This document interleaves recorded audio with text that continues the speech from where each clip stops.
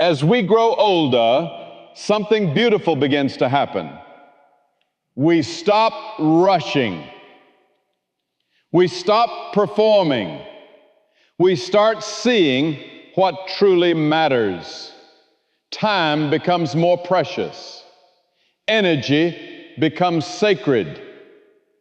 And slowly we realize something life-changing. We don't have to say yes to everything anymore. Not out of guilt, not out of fear, and definitely not to please others at the cost of our own peace. Today we're going to talk about something deeply important: setting boundaries. Not with anger, but with love. Not to push people away, but to protect what matters most. Because your time, your energy, your heart, they matter.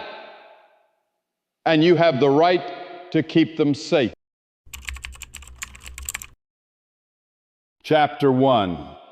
What are boundaries? Let's start with a general truth. Boundaries aren't about building walls. They're about building peace. They're not about shutting people out. They're about letting yourself in.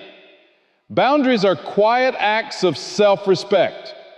They honor your time, your energy, and your emotional space. Think of them like doors, not fences. And the handle, it's on your side. You choose when to open, when to close, when to say come in, and when to say not today. Here's what a boundary sounds like. I'd love to catch up, but I need to rest tonight. Can we talk tomorrow? These aren't dramatic moments. They're gentle, everyday choices to care for yourself. Boundaries are not selfish, they're kind. They help you stay present, honest, and true to your own needs. And when you're clear about what you need, you show up more lovingly in your relationships. You stop pretending. You stop pushing through exhaustion just to keep the peace. You become more grounded, more rooted, and yes, more at peace. So if you've ever felt guilty for needing space, let this be your quiet reminder. It's okay to say no. It's okay to ask for quiet. It's okay to rest.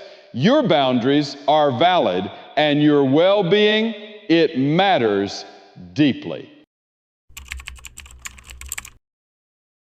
Chapter 2, why boundaries matter more as we age. As we grow older, a quiet truth begins to settle in. We've spent much of our lives giving, our time, our energy, our hearts.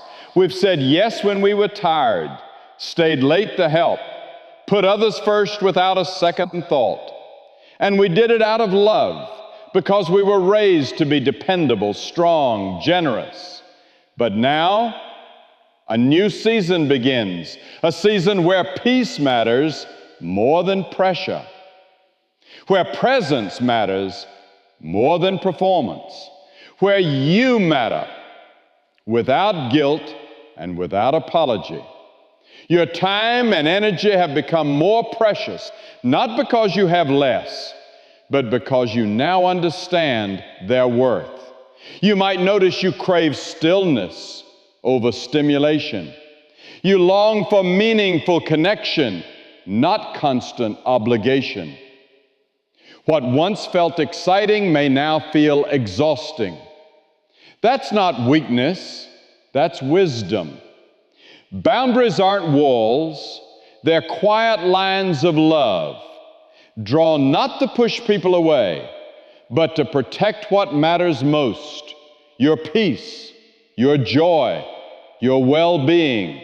And here's the beautiful part. When you begin to honor your limits, relationships often deepen. You show up with truth, not resentment, with calm, not burnout, with love, not obligation. So if you've been wondering, is it okay to need space? Will they understand if I say no? The answer is yes. Because boundaries now aren't about shutting the world out.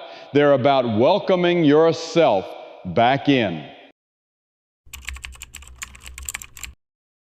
Chapter 3, Common Boundary Struggles for Seniors. Let's be honest. Boundaries sound good, but living them out, especially as we get older, is not always easy. Many of us were raised to believe that sacrifice is love, that being available means being needed, that saying no is selfish. So when we try to honor our limits now, it can feel wrong. Here are a few common boundary challenges many seniors face. Number one, adult children expecting too much. You love your kids, but sometimes they forget you're not as energetic as before. You're seen as the babysitter, the fixer, the safety net, and it's hard to say no, not because you can't, but because you don't want to feel selfish or useless. But helping from guilt drains you. Helping from love sustains you. Try gently saying, I love you, but I need to rest today. Number two, friends or neighbors who overstep. They drop by unannounced or call too late. And while it feels rude to say something, each time you say nothing, you give up a little peace. You're allowed to protect your space. I'd love to catch up, but mornings are my quiet time. Number three, doctors and caregivers not listening. You deserve respect. Not to be spoken over, ignored, or rushed. Speak up. Can you say that in simpler words? I'd like to be part of this decision. Number four, feeling guilty for needing space. Sometimes no one's asking anything of us, and we still feel guilty for resting. That's not your fault. It's old conditioning. But please hear this. You've already done so much. You're allowed to rest now. You don't need to earn peace, you already deserve it. Boundaries aren't selfish, they are self-respect in action. Chapter 4, Boundaries can heal relationships. When we first start setting boundaries, fear often shows up. What if I ruin the relationship? What if they don't understand? You're not alone in that fear. Boundaries can feel risky, especially when they're new. But here's something many don't realize. Boundaries don't break relationships, they can heal them. They clear out silent resentment, forced yeses, and quiet exhaustion. They replace people-pleasing with honesty. They bring balance, not burnout. Think about it. How many times have you said yes when you really meant no, and afterward felt drained, even resentful, but smiled anyway just to keep the peace? That peace came at a cost. When you start saying what you actually feel gently and clearly, something shifts. You stop pretending, you stop overextending, and people begin to meet the real you, not the version who's always available. Some may push back at first. They're used to the old you, the one who always said yes. Change can feel uncomfortable, that's normal. But you don't need everyone to love your boundaries.